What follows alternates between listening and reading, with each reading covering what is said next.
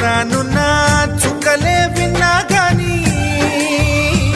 కదిలించలేదా కాస్త కూడా నీ మనసుని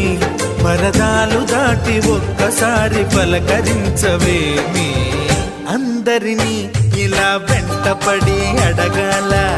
సరదాగా నువ్వే ఎదురైతే సరిపోదా నిద్రపోతున్న రాత్రి నడిగా గుటికి చేరిన గువ్వల నడిగా